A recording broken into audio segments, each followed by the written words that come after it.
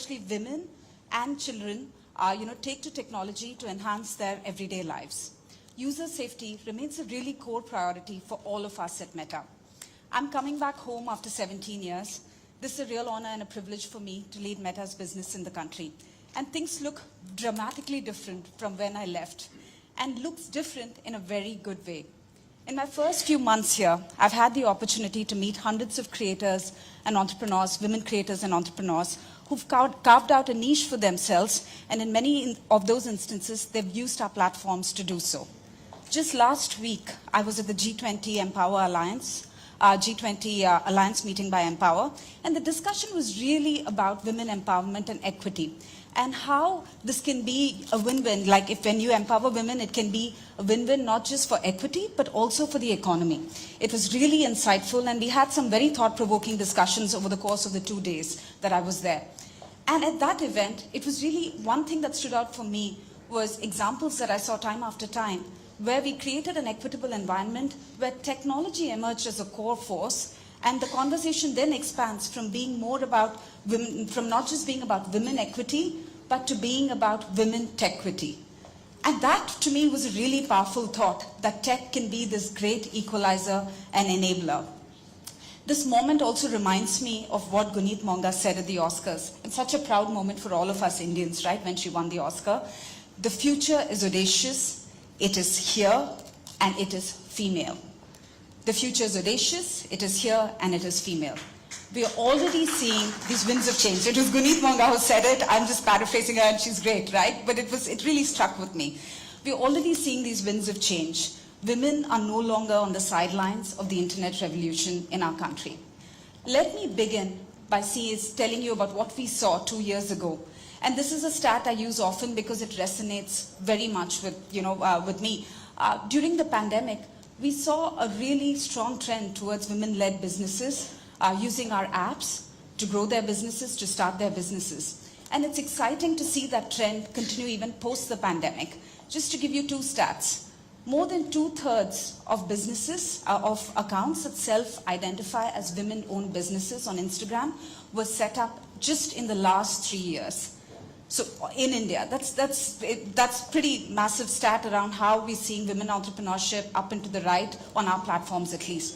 Even on Facebook, more than half of all business pages, 53% of business pages on Facebook, which have a female admin, were also set up in the last 3 years. So we're seeing this trend on our platform where we're seeing more and more women start up their businesses, and we've seen this especially post the pandemic. This trend is true for the creatorverse as well. Young women across the country are expressing themselves creatively on Instagram and on Facebook. And together, they're leading narratives that matter to them on our platforms, whether it's around conversations around body positivity, around gender equality, mental health, or around sustainability. We see that on our platform. And I'd like to give you one example of Drishti Karbanda. She's a creator from Panchkula, who's not just using her voice on Instagram to promote her business. She does that, but she's also running an all-woman NGO to fight for the causes that she is passionate about. And youngsters like Drishti, who have a vision for themselves and for the future, are the inspiration behind the Amrit Generation initiative, which we're launching today in partnership with the Ministry of Women and Child Development. This is an initiative that's pivoted strongly around the creator economy. This initiative supports Gen Z to express their ideas for the future of India by unleashing their creativity through Reels. So we're very excited about partnering on this program. Be it a women entrepreneur starting her first business in Nagpur, or a woman or a mother starting a community around shared interests in her neighborhood, or whether it's a homemaker who's starting her own bakery, or it be a young creator that's breaking the barriers of language, like we saw with Drishti's example, resources and geography. All of this is possible because millions of these women find our platforms empowering and safe. We recognize our responsibility, and that's why we make significant investments in technology, we develop policies, and we forge partnerships to keep our communities safe online. Meta remains really committed to driving digital inclusion in India through various programs. We know that the internet can be a really enriching experience where you meet people, you connect with long-lost friends, where you learn and grow and find communities that, where you have shared passion and interests. But in this town square, we also know that we have to continuously play a game of whack-a-mole when it comes to user safety. We understand that it is a complex but critical task. We've been training our technology and systems to recognize and remove the majority of harmful content on our platform before users even report it. We've invested more than $16 billion over the last 7 years to strengthen our teams and to build industry-leading technology products and programs, including several here in India that enhance user safety and security. You'll hear more about this work that we do from my colleague who's here all the way from DC, Antigone Davis, who heads our safety efforts globally for Meta. Antigone has devoted her career to this really crucial and critical topic and is in a continuous dialogue with important stakeholders such as yourselves here today to figure out how we can improve our products and experiences to address user safety concerns. And this is an ever-changing dynamic tech environment, so this becomes even more critical that we continue to have these conversations. Meta is committed to catalyzing India's tech dream, and we'll continue to play a significant role in empowering India's youth and women. We want them to be innovators, we want them to be disruptors, and we want them to be dreamers. With that, I will wrap and not hold you back from the programming that we have lined up for you today. We have quite a few really exciting conversations through the day. And thank you again for being here. Working with experts such as yourselves, policymakers and others has made us better, and the continued collaboration will be key to making sure that our progress continues. So thanks again. Thank you and welcome to the summit. Thank you, Sandhya, for sharing your thoughts on India's changing technology landscape and how we are moving towards an era of women equity. No doubt, keeping our communities safe online is an essential facet of encouraging more and more women to use technology and maximize the value they gain from the internet. We will now hear from Antigone Davis, Vice President Global Head of Safety at Meta. Antigone leads some of our most important safety work, and she will walk us through Meta's approach to building a safer online experience for users, especially our younger users. Over to you, Antigone.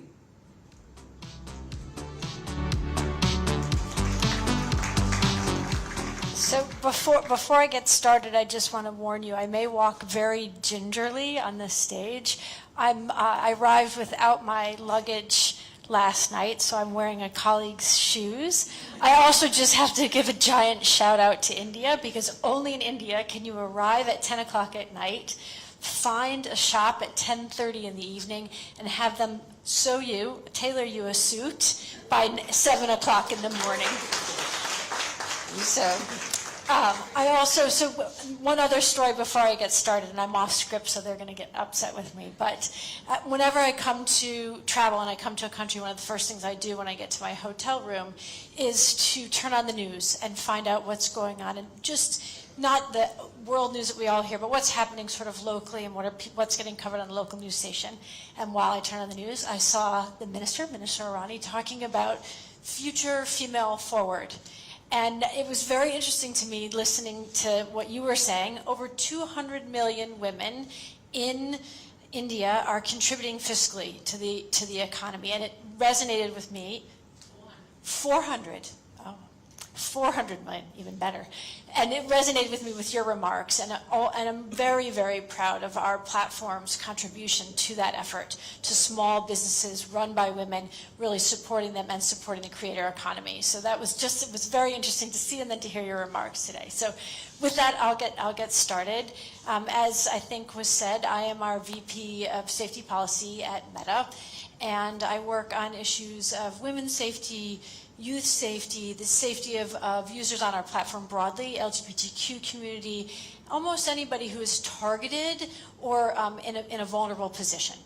So I will walk today with you through our commitment to safety and what we're doing in this area and some of the new advancements. I will talk to you a lot about our partnerships, because the truth is that no matter what we do in this area, we can't do it without the experts that are in the room here today. Everything that we do is informed by what you learn and what you're doing with your communities. And then I'll talk to you a little bit about how we invest and build an open and safe internet, and how we partner not only with all of you in doing that, with all of you experts in the room, but also with policymakers. How do we work to do that? So let me talk to you a little bit about our commitment to safety. We try to take a 360-degree approach, a holistic approach. That means partnerships, as I mentioned earlier. Those are core and fundamental to our work. We have a number of partners in the room today. I think Mary Trust, Rachi Foundation, Center for Social Research, all of you have played a huge role in the development of our policies, our tools, our resources.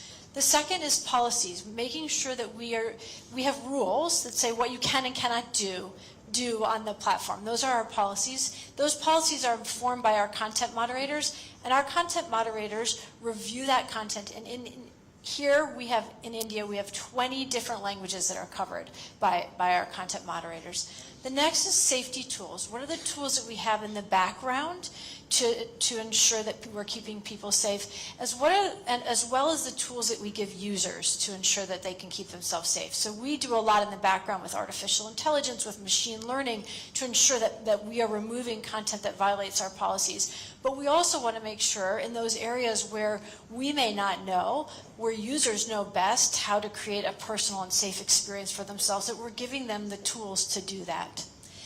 The next is our resources. So we have long invested in resources to ensure that young people, women, and others can access expert guidance and ensure that they can find the expertise that they need or the support that they need if they encounter trouble on our platform.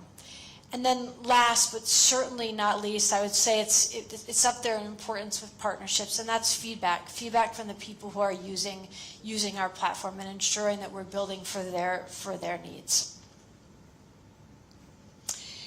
One of the things that we've launched much more recently is something called the Best Interest of the Child Framework. So many of you are probably familiar with the Best Interest of the Child Framework that's come out of the UN or out of the OECD. We've tried to take that into the way that we're building and designing our products. This framework was built for our product teams so that they can actually utilize it as they're developing new features, new services, new apps, etc. And we've distilled it down to 6 key principles. The first is to recognize and engage global youth and families who use our services. So that means taking in that guidance as we're building.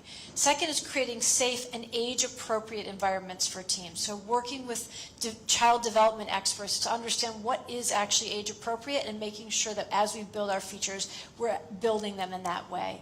The third is to promote teen autonomy. And this is the part that matters to me as a parent, while at the same time being sure that we're supporting the rights and duties of parents. So you'll see, as I talk today, that we've invested in more tools to ensure that parents have what they need to parent teens and young people in the digital age. Fourth is prioritize teens' well-being and safety. Fifth, ensure that we're supporting their privacy in all of our product designs. And you'll hear some of the advancements we've made in that area that I think will reflect that. And last is empowering teens and parents to understand and exercise their data rights. And that means making sure that they have the resources, the information that is needed for them to exercise those rights. Nothing. So I want to talk to you a little bit about highlighting our efforts on youth well-being. You'll see on this slide as I go through a number of the advancements that we've made in 3 different areas. So the first is our services and ad restrictions. So I mentioned using the Best Interest of the Child Framework. We've made some changes to the way that we do a number of things. So for example, for advertising, for teens now, we only advertise to teens based on their age and their location. We no longer advertise based on their behaviors on our platform. We feel that that's better aligned with what their abilities are in terms of understanding ads and ads targeting. They may not understand it in the same way we do as adults. On the other hand, we want to make sure that ads are relevant to them and not coming from places that are totally irrelevant or age inappropriate, and so that's why we do use age and location. Another example is we do not give teens access to dating. or to marketplace. Again, because we're trying to actually decide what aligns with what's age appropriate for a teenager. Safeguards and default settings. So I mentioned earlier taking in the best interest of the child the privacy of teens. You'll now know that for teens, their accounts are set private by default, meaning they are unlike us where we may come in and have a different default setting. They're set at private by default. This ensures additional safeguards for them. Another thing that we've done for teens is when it comes to things like messaging, we are actually proactively preventing unconnected adults from connecting with minors, or accounts that look suspicious to us. We will not allow them to connect with minors.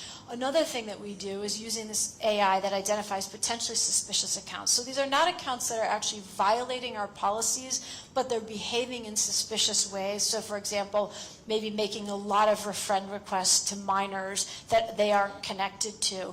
We will not surface minors to those adults in things like people you may know or groups you can join. And then we've long invested in transparency and resources for teens. I'll talk to you about some of the newer ones, but we have long had a safety center. We now have something that I think is very important, a family center. This family center is linked to parental supervision tools that we've developed and provides resources for parents in particular that are based on experts. We also have a really important program called Get Digital, which I believe launched in 2020, and is a free education and resources that educators can pull, that parents can pull around key safety features. I don't know how many of you are familiar with stopncii.org, but when I first came to Meta, my team and I did a global tour, and we went and did summits quite similar to this around the world, and we sat down and did roundtables with women around the world and women safety advocates around the world to try to understand more deeply the experience of women on our platform. And what we found when we did those roundtables was that to a T, in every place that we went, this issue came up: the non-consensual sharing of intimate images. And it was impacting women's interest in being on not only our platform, but being on the internet more broadly. And so listening to what we heard, we came back and we thought, we use technology to prevent the sharing of child exploitation material on our platform. Can we use the same kind of technology to try to prevent the non-consensual sharing of intimate images? And so working with our teams, we developed that technology. We'd long had policies against it, but now we had technology to prevent it, to find it and prevent it. We then reached out and worked with something called the UK Revenge Porn Hotline. This allows individuals to reach out to that hotline if they have images that they are afraid will be shared on our platform or any other platform. They can go there, they can create basically what you would think of as a digital fingerprint of that image and prevent that image from being shared on our platform. Since we launched, there are now numerous companies around I think about 8 at total at this point, and over 80 partners around the world who are working with us on this. Take It Down is a very, very similar program that we helped fund and support that's been launched by the National Center for Missing and Exploited Children. It's a global program, but it does the same thing, the same technology or similar technology for minors. I'm really glad to let you know that it will be launching in Hindi and other regional languages. Hindi, I believe, sometime very soon this year. The idea here is to ensure that young people who are in a position where may be threatened, or someone may be, I don't know how many of you are familiar with the term sextortion, but this is where you may have images and someone will try to threaten to share those images and then do that to either collect money from you or in some cases to try to set up contact with that minor, in-person contact with this minor. This one enables the minor to take control back of those images, to prevent them from being spread on the platform. And we're working with organizations like Mary Trust and others to ensure that, that young people who reach out can get the support and resources that they need through this program. So that actually brings me to our safety center. I mentioned earlier that we have had resources. We've just relaunched our safety center. I think one of the things I wanted to make sure that we had this slide is for people to see that the safety center is launched in 10 Indian languages. The safety center also has unique resources, so it covers all of the issues that we typically cover, but it has unique resources for individuals. So for example, for journalists or women public figures, they can find all the types of resources that they might specifically need located here.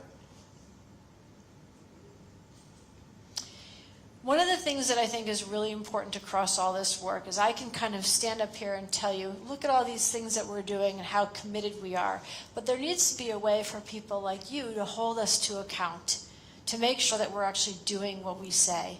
And so one of the things that we've done is we've committed to providing transparency around our work.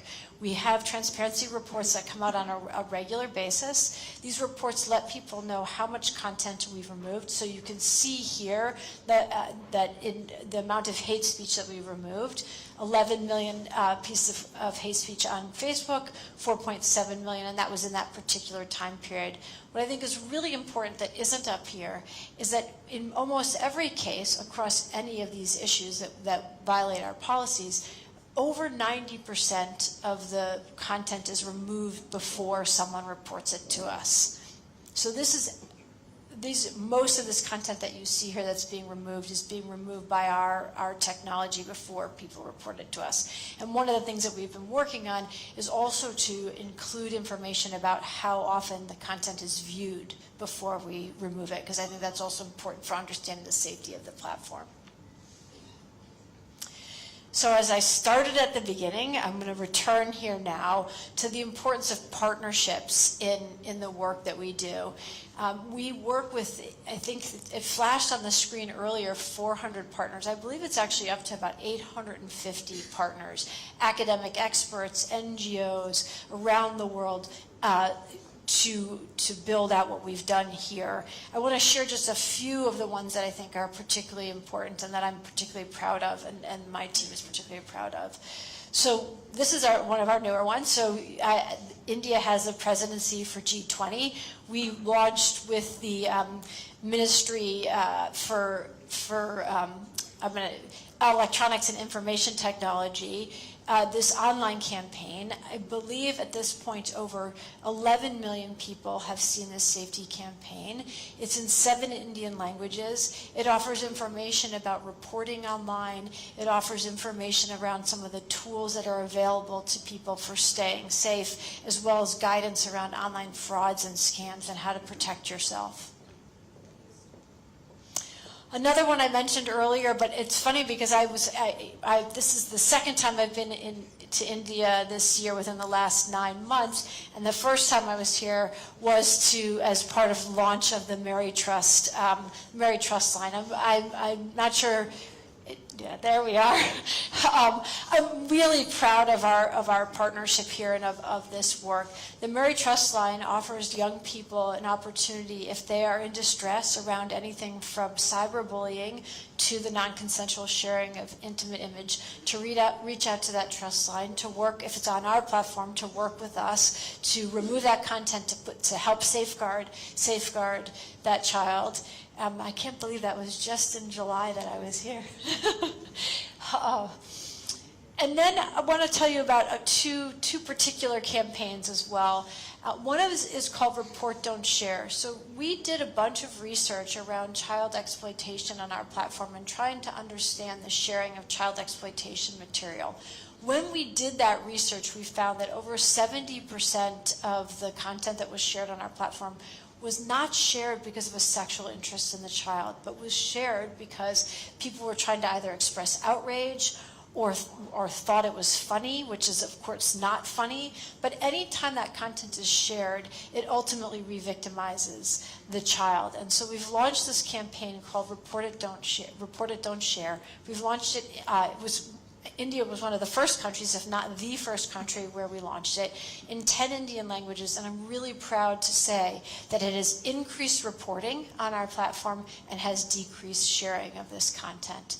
The other is a reporting campaign that's in 5 Indian languages that talks just about the significance of reporting broadly and how to do it, and in particular around women's safety.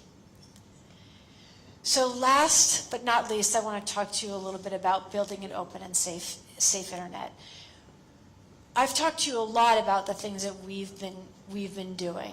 What I want people here to know is that we're not waiting for regulation. While we believe regulation and industry standards and clear and fair standards are really important, and I know that here in India there's a lot of active conversation around legislation and regulation in this area, and I'm glad to hear that. We're committed to the same goals as policymakers and here to collaborate. We aren't waiting. We aren't waiting for regulation because we think it's important to keep the internet safe and to stand as industry leaders in this area. And we look forward to working with policymakers over the course of the next year to work out the details to ensure that however the regulations come to be, that they're implemented in a way that allows for innovation, that allows for continued participation and creativity, and also allows for healthy competition. So with that, I'm going to stop. I know there's a lot happening today, and I'm very excited to be a part of all the panels coming up, in particular to have a chance to speak with the minister. So I'm going to step up, but thank you very much. Thank you, Antigone, for that deep dive into Meta's commitment to safety, which Meta fulfills by building meaningful partnerships and leveraging technology solutions to build a safer and more open internet. I would request you to remain near the stage for the fireside chat on online safety. We now request Sandhya Devanathan to join Antigone on stage. I would also like to take this opportunity to introduce Natasha Jog, Head of Instagram Policy and Policy Programs at Meta in India, who will be moderating this conversation. And finally, our guest of honor and the moment we've all been waiting for, we are thrilled to have the privilege of inviting the Honorable Minister of Women and Child Development and Minister for Minority Affairs, Smriti Irani. I'm sure all of us are very keen to hear from this power-packed panel. So without further ado, I now pass the mic to Natasha. Thank you very much, and thank you very much for being here today as well. I think this is our response to all those manels that one often hears of, all those male-dominated panels. Well, here we are. And it really is an honor and a privilege to have this conversation today. I'll start with you, ma'am, first. And before we get into what brings us here today, I did a quick kind of poll at work to see what do people, on the City Summit, what is the first thing top of mind that people have that they would like me to bring to you. And most people said, just look at her Instagram posts, look at the fact of her personality that she brings and how viral she gets. And I waited for that preparing for Monday wala meme yesterday, but it did not come as the weekend ended. And so I think my first question is, are you spontaneous as opposed to, did you mull over it? It seems spontaneous to me, but how does it work? And I think Instagram has the capacity to break images and leverages the creative potential of a user to speak sometimes without words and only through images. I'm happy that you expected a Monday meme and I disappointed you, which means that I'm not predictable. And today I've been fairly warned, though the panel is bereft of any man, but the man seated right before me, Shivnath Tukral, has told me, be nice. Because the media is here. So in deference to what a man's advice was, I think, jokes apart, if we truly want to speak on issues of security, we should not have a platform for such a dialogue without men and a very conscientious teenager. One of the issues when there was a presentation done on autonomy of teenagers, quickly Sandhya and I glanced at each other as parents. That when you look at the term autonomy, does it bring with it a hazard of child safety? So I think today's platform is well serviced. If we speak the uncomfortable truth, what is the uncomfortable truth? Everything that is well-meaning was presented today by both these industrious ladies. I'm proud that India could service an emergency so well that your textiles need could be looked at in less than 24 hours, but that's what we are. When the back is to the wall, India will ensure that they have a solution. But what are the uncomfortable truths one needs to talk about today? Every safe parameter that you have drawn is not widely known. People in this room are informed, but the people at large are without the knowledge about how a tool or a device or a segment of the device is to be leveraged for better security. The other issue that plagues platforms such as this is while we recognize the voyeuristic nature of the platform, and why not? It is about individual independence to represent a facet of their personality. We need to bring to focus, especially for youngsters, the mental health challenge that is creeping in slowly because we are making more and more of our young, especially young women, image conscious at a very young age. That in the comment sections, anything that is commented on the image becomes a part of an individual's validation process is something that needs to be spoken of. These are the uncomfortable truths. Does that mean that I speak as an administrator who wants to come down heavily? I think that as an administrator, the fact that I can discuss that with a VP at Meta is something which is empowering. Because what is it that the Digital Suraksha Summit is all about? Is it about professing how well we are doing? Or is it about recognizing the dark side that is still not addressed? So I think today's summit, one would be extremely meaningful if all the tools that have been pronounced on stage are widely circulated, especially in smaller towns, hamlets, rural landscapes, to not only women, men, parent-teacher organizations, schools, academic institutions, so that if you are to leverage the platform, we can do it responsibly. Because responsibility is not such an attractive phrase. And I believe that if you truly want to secure an engagement on a platform, that is where we need to begin with. So if you say that Smriti Irani, till such time she did not have an Instagram presence, was known as a very morbid administrator, I will completely agree with you. I deliberately used Instagram so that people could discover that there is something about my personality that newspapers would not tell you about. So every platform has its own negatives or positives. You service the needs of your customers better when you recognize the negatives and you address them with solutions. So I'm happy that the last time I met the Meta team, I had some concerns about safety and security of women and young girls. And today in your presentation, you highlighted the various facets that can be used to secure the environment and the platform better for female use and for the use of children. The challenge is, do we recognize how young the user is getting? Is it only the 16-year-olds and the 18-year-olds? Have we ever considered the 10-year-olds who have access? And everything today in the presentation is about real Instagram accounts.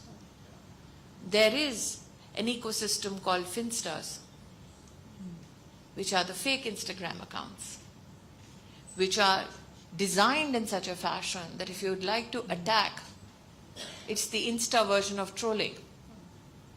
So how much do we recognize that those are aspects also that need conversations? The fact that somebody, and especially a young one, has the mindset to know that if I want to attack somebody, I can fake an Instagram account. And especially if I want to attack a woman or a female colleague who is a young one at school. And I think those conversations, the more we have it in, like I said, smaller towns, cities, the summit truly will be most successful if we take it out of the national capital and take it to the state capitals, take it to educational institutions, in especially the rural segments of our society. So I will service your need for the Monday meme next week. But I think that you will do a great service to the cause of women and children if you look at these aspects especially. Absolutely. Thank you for that, ma'am. And you touched upon a lot of things, and I'm going to get in Antigone in just a bit to talk about the age piece, which you've touched upon, how young is too young, and we do have an age of 13 for our on-platform. In fact, the whole age piece is becoming really critical to how we look at our youth work. But just before that, there's something else that you spoke on, and we've launched 30 tools over the last year on just youth safety and well-being. And this education and awareness piece is something that we've discussed here as well. And that digital literacy being a gap, and which is why we're trying to make sure that, as you saw in Antigone's presentation as well, more Indian languages. I think, Natasha, the issue is, what is the framework in which we define digital literacy? There was a time where financial literacy was about opening a bank account. What should financial literacy, especially for women, be about now? If you ask me, I'm the mother to two young ladies. I would rather they, instead of looking for a good boy, they look for a great bank balance and buy themselves a house. For me, that is financial literacy. So even the aspect of digital literacy from the time that the platform was offered to citizens to today has changed. Has the component of digital literacy then changed? That is the one aspect we need to see. And the components which make digital literacy, is there a differential between what you as a platform deem digital literacy and what administrators term as digital literacy? For instance, you have presented a helpline.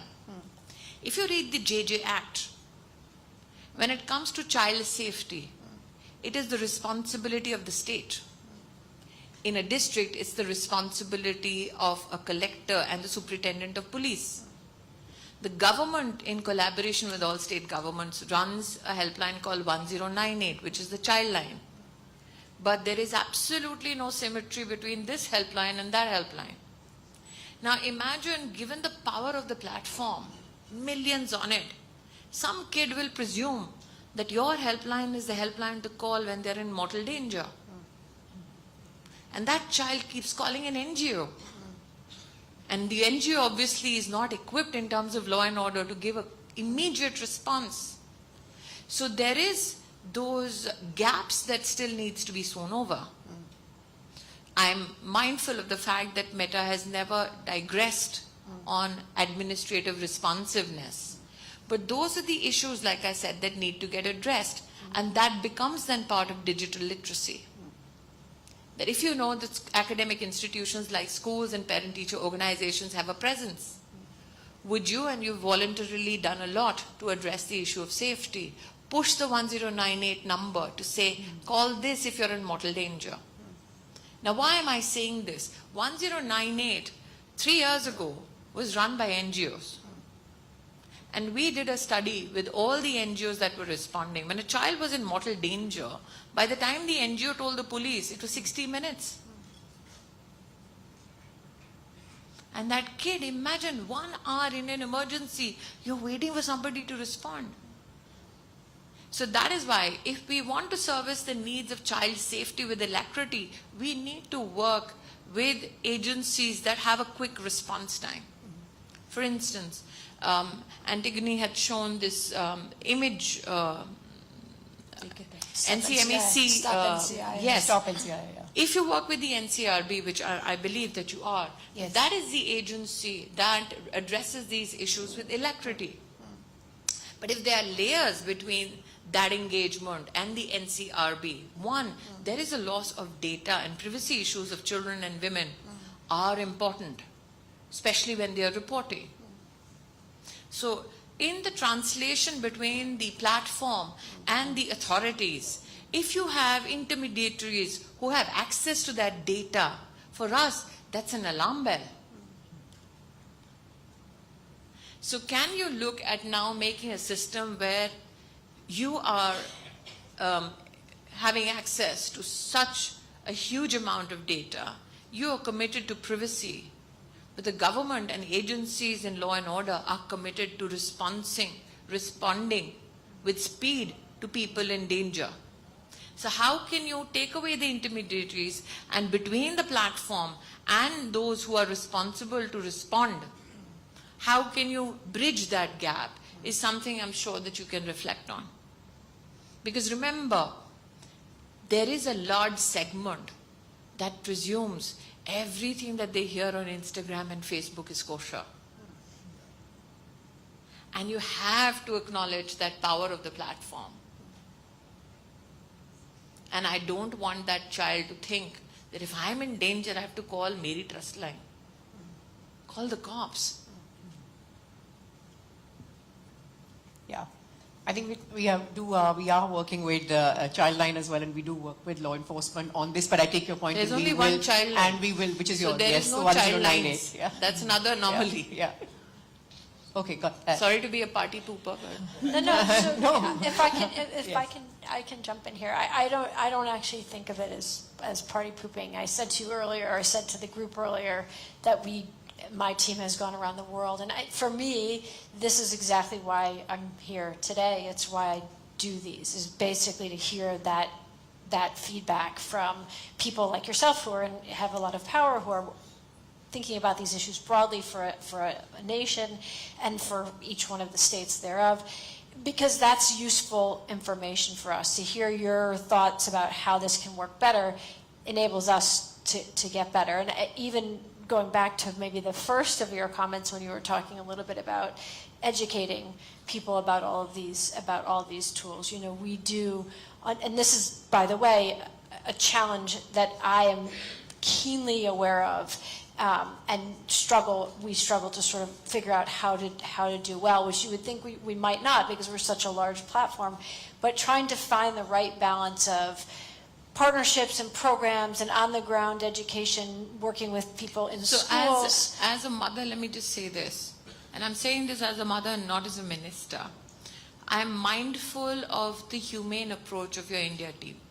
I have to say this publicly, that I have, as an administrator, never faced a pushback from your India team, especially when we have brought to their knowledge issues with regards to child safety or issues with regards to safety of women, including morphed images that women are fighting in courts to get it off the platform because their idea of themselves is under attack by a gentleman or some colleague who thinks that the best way to deride a woman is to put up an imagery which will bring her to social disrepute.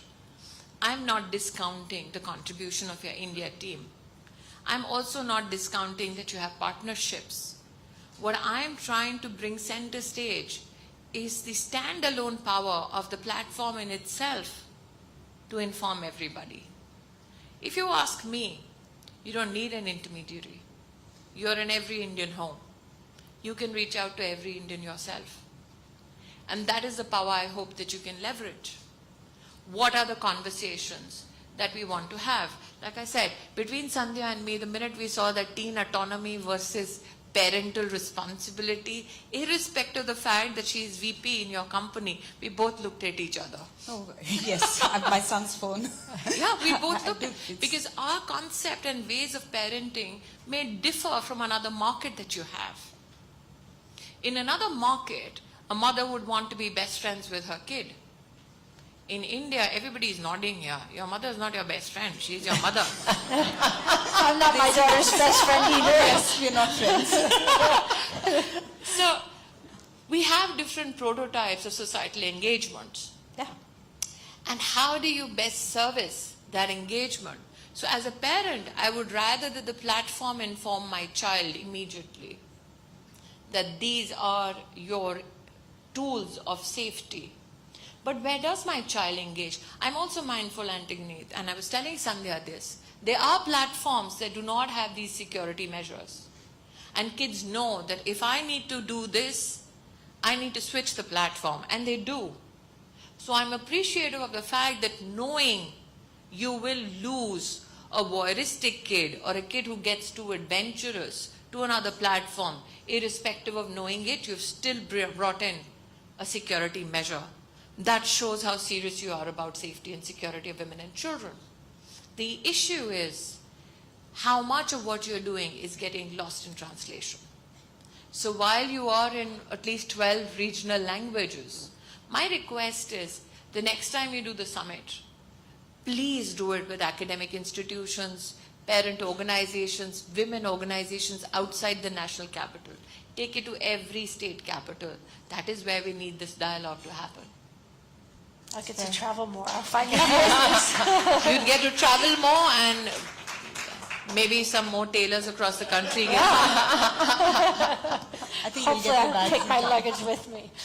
Antigone, do you want to just use this opportunity also to talk a little bit more about the age piece? I think that Madam Minister has touched quite a chord with parents, parenting groups here about a concern. I think that is common across all parents, all guardians. Do you want to just talk about our thinking on the age piece? Certainly, and also I appreciate very much. I do not consider my daughter my best friend, though I love her dearly and I think her very close. I very much understand that, and I've said that exact thing to her. I am not your best friend.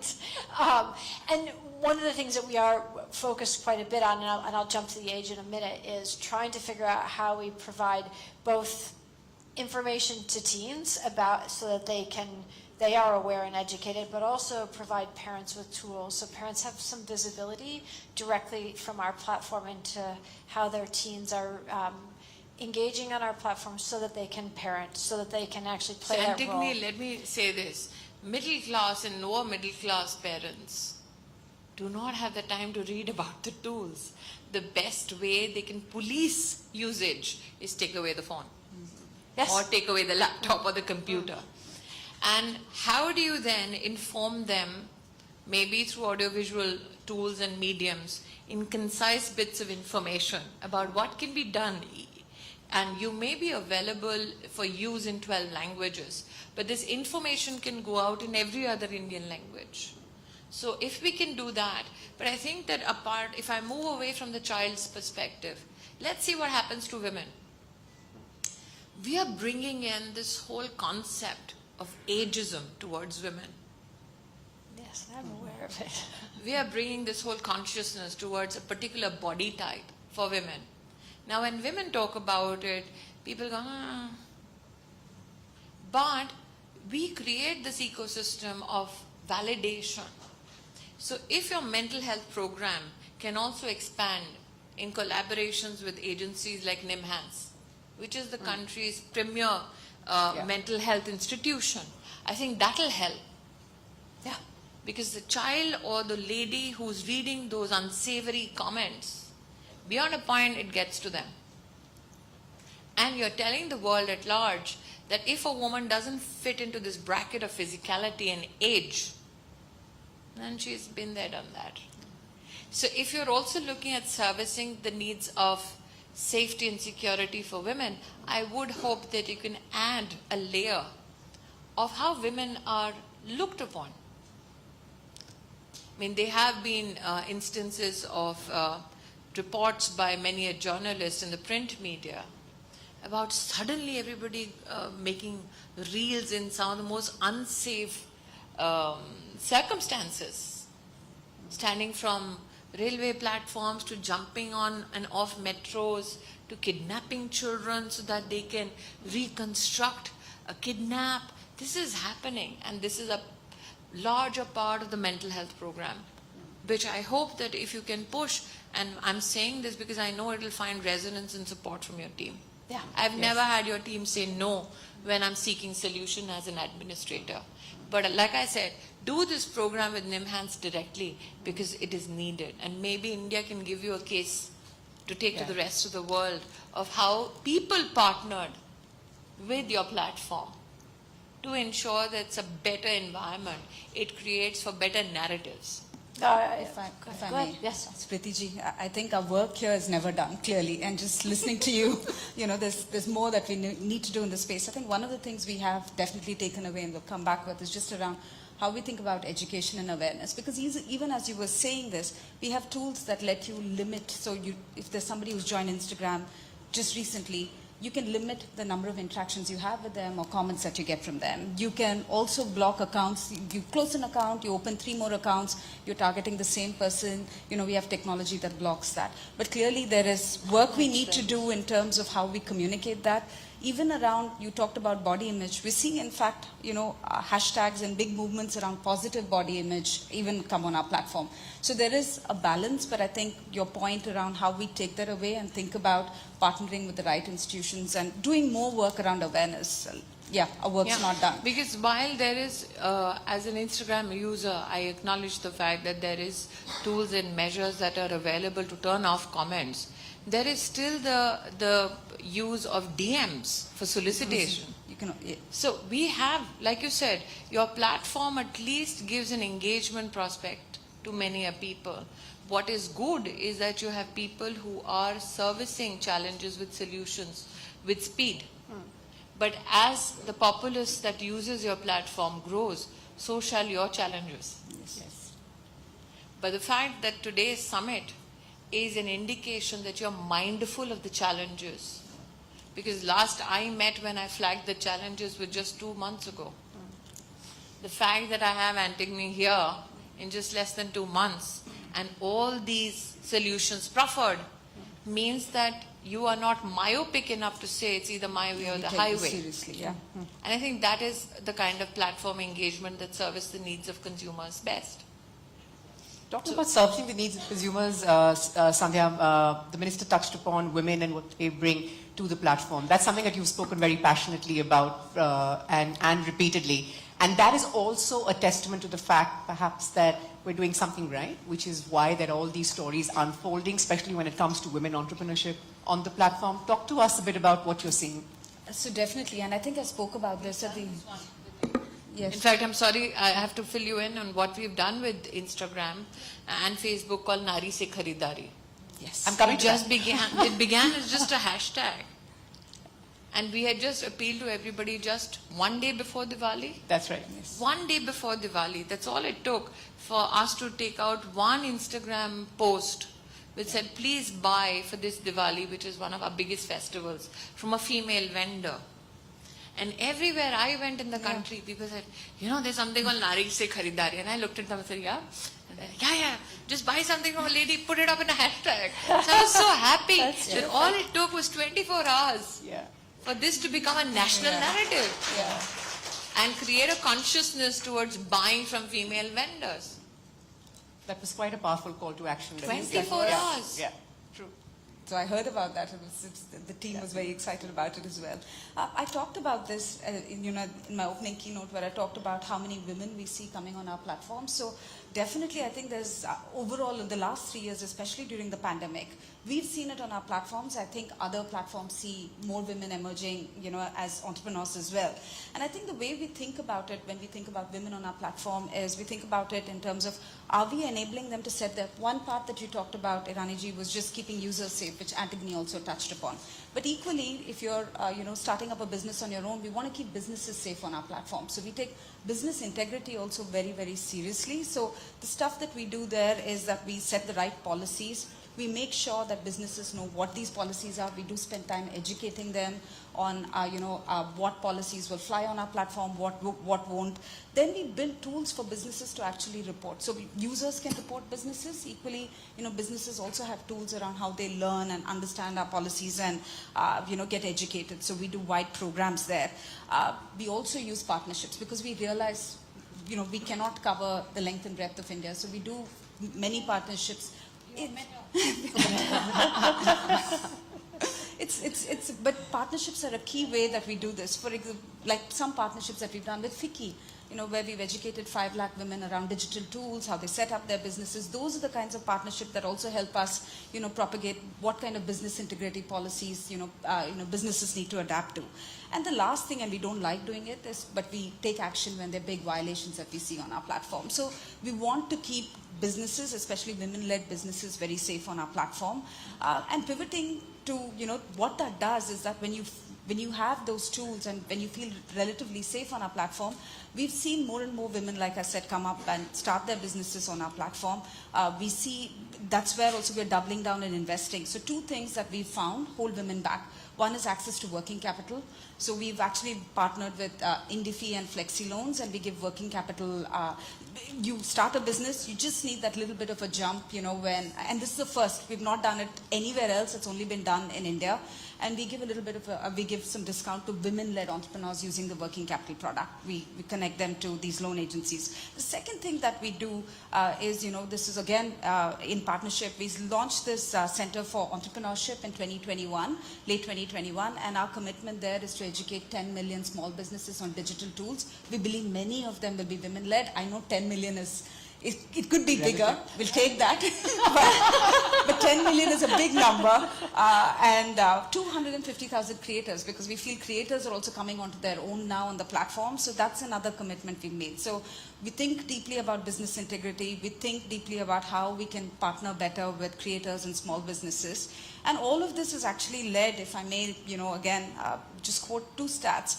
100% of women-owned small businesses that we surveyed say today that they use some form of digital platform, not just us, to further their business. So Indian women are getting a lot more savvy around using digital platforms to grow their business. And out of them, and when we think about, we measure our own success, 93% of them said they use some meta platforms. So that made us all very happy, because we're clearly doing something right in ensuring safety and making those tools accessible. So that's how we think about it. Right. And I was actually going to get into Nari Se Kharidari at this point. I was going to say that you've been been such a proponent of it. What's the evolution been like when we talk about economic participation of women? You've seen it professionally, you've seen it from a personal lens, you've been quite close to it, your ministry's been advocating for it. What's the journey been like, and how do you anticipate this is going to unfold as well? Don't look at the time. 5 minutes. Well, I have a job to go back to, but 2-3 issues. While you are trying to ensure that you give credit access, maybe you would like to propagate programs that banks have, which are nationalized banks, which have great reach across the country. Something like SBI has 22,000 branches all over the country. It's the country's largest bank. Now, if you look at the success of Mudra Yojana, which is a financial service which gives collateral-free loans, out of the 380 million loans given, 68% were given to women. Stand Up India, again, credit up to 1 crore rupees, 80% of the beneficiaries were women. Now, out of the 400 million women in the workforce age group today, you have close to 300 million women who collaborate in organized and unorganized sectors. But the one aspect in terms of business, when the Prime Minister speaks about the self-help group movement in the country, you have close to 80 million self-help groups and close to women who are attached to it, 90 million women who are attached to it. Now, they together every year manage nothing less than $40 billion worth of credit, which means that these women already at the grassroots have the fiscal discipline to manage credit, return it, NPAs less than 2%. These stories, if they are told also, they may not be a part of your servicing agenda, but these are stories that you can amplify, especially, let's say, on Facebook. So if you are doing these amplification tools for women, it need not only be an aspect of giving them access to credit, it can also be an inspiration that they can draw. They see a woman right there in their village or their hamlet or in their small towns who are already doing those businesses. And I think that when you try to leverage a platform, let's say like Instagram, you are bringing out more and more women who have capacity to bring forth the potential of homegrown businesses. And that is one segment that you have serviced the most. that when people presume the terminology business, they presume a proper structured office in a big building. And you have brought the idea of enterprise from that big structure which needs a lot of money to service it to a homegrown business, which is where many Indian women find comfort in terms of growth, comfort in terms of potential to contribute to. So I think that is the untold story of the Instagram movement vis-a-vis female enterprise in our country. Yeah, we see that. Yeah, thank you for that, ma'am. Antony, just as we start to wrap this, there are, you have been and you continue to be leading a lot of this safety work across all our users, across all demographics. What keeps you up at night? Easy peasy work. Right, lost luggage keeps me up at night. You know, I think probably in a way the biggest challenge is not so much in any one area, whether it's youth safety or women's safety, but I think it's actually what the minister touched on, which is how do we really collaborate well with policymakers and with governments and with government agencies in a way that is, we both have the same goals in mind, right? We both want the people who are using our platforms and the people on the ground to be safe, to thrive, to find economic opportunity.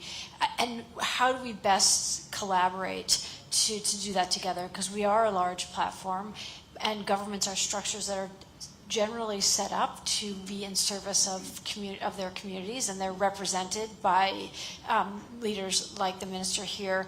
So how do we create that proper collaboration, whether that's through education, whether that's through programs like these small investments for, how do we do that together?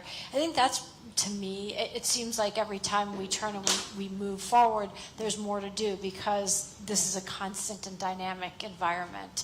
Yeah. So I think that's probably the thing that keeps me up, is how do we do better in that area? Yeah. When we say our work in safety is never done and it's an Yeah. unfinished agenda, I think it's going to be like that for a while. But very quickly, last two. Sandhya, another demographic that we're looking at, another group that we're looking at increasingly more and more is creators. So talk to us a bit about the kind of work that we are doing there and how to make sure that they are having meaningful experiences before we wrap this. Yeah, and I talked about Drishti at the start, when we talked about the launch of the Amrit generation. She's a perfect example of a creator, who started not just her business on Instagram, which Minister, you alluded to, but also has started an NGO where, she devotes her time and, does a lot of work with women through and uses Reels and Instagram as a way to do that. And, over the last 3 months, I've met really hundreds of creators across the country, and I've seen this being played out time and again, where they're using our platform to express themselves and, talk about the causes that they care about. So for us, again, just as with businesses, we think about safety, right? We're thinking also about safety for creators. And some of the things that you talked about, and, we'll talk about we've already talked about the awareness issues, but there's so many tools that we've launched, and Antigone has a session just after this with parents and with creators, later, panels where she'll delve into this further. But, the things that we do around limits, like you can limit who interacts with you, you can shut off DMs, you can block users, and here we've also used technology where, if we see the same person, if you block the same user who comes as another account, you block them again, we can block them altogether, right? So we do that as well, as long as we know it's the same person. The third thing is, we also do things like live moderation. So a lot of creators use lives to communicate and stay in, in contact with their audience. And we've done things like, and these are just some examples, there are 30 tools, but that's the way we think about it, where, there's a moderator who can actually take down comments in real time, because you're right, we want this to be focused on the causes they're pursuing, on the passions they want to pursue versus, or the businesses they want to set up versus all the other, troll or, targeting that they're faced with. So that's how we're thinking about creators. And what we're seeing now is a lot more creators are coming on our platform, using it, especially India, right?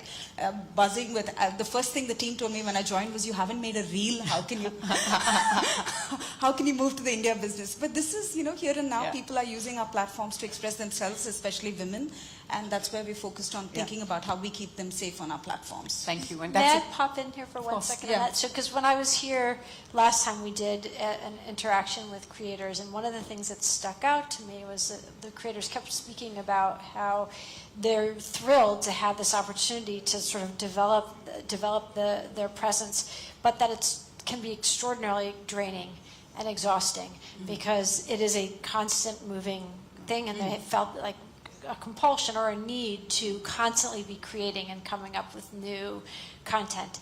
And between the time that I was here and the time that I returned, we now have something where creators can actually set posts through the future so that they can take a step back from and do something on their own and have it be able to better manage. So I do think this will be always a dynamic space, but I'm glad to see that people here influenced our work back at absolutely, and that's the well-being move. I'll headquarters. give you the last word, ma'am, and I think this is, we talk about the creator economy, this is a perfect and not so subtle plug for our upcoming campaign, Amrit Generation. So how did you think of it and where do you see it headed, and are you, So I think you're as I excited think as us. by the time I'm done with this conversation, people might presume that I hold the India team at Meta hostage in my office. But that's exactly how this idea came to be. I held hostage Shivna Thakral and Natasha Jog in my office.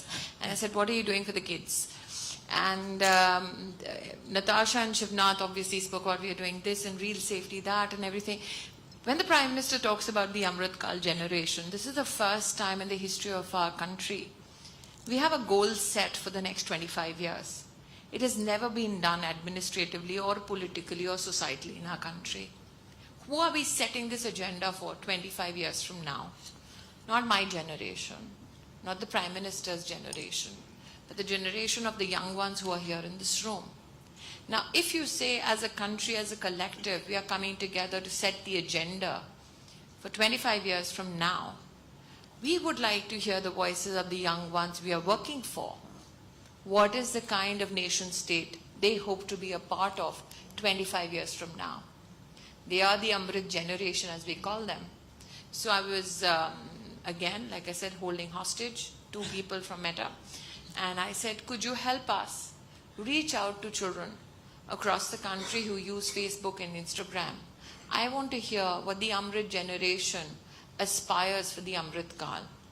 What the first budget of that particular Amrit Kal was just presented. When I put forth this request, what it in turn does, it compels the young ones to at least look at the national budget. Because many of us never imagined that a youngster would sit and look at the details in the national budget. For them, the budget happens, the elders discuss it, financial pages or financially based television channels debate it, and it's done. But that budget lays the very financial foundation of a future they are going to be a part of. So I'm glad that Meta has taken up that request, is going to reach out to youngsters across the country to say, tell us, what do you see now that will help fulfill the vision of what you want of your nation state 25 years from now.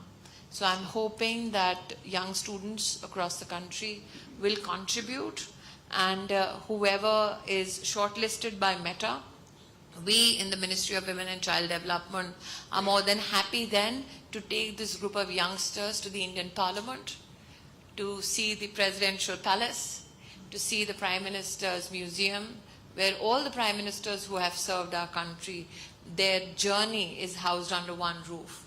And we hope that this engagement with the youngsters in our country tell them that government is here to serve them, not only now, but also in the future. It is for the youngsters to take the power back in their hands. And the first place to take that power back digitally is by recognizing what the budget means to young India. It's a brilliant Terrific. idea. I think that's a great summary, and thank you very much. Thank you, ma'am. Thank you, Antigone and Sandhya as well. If I can just request you here for a quick photo op, I think, as I've been requested to organize right here.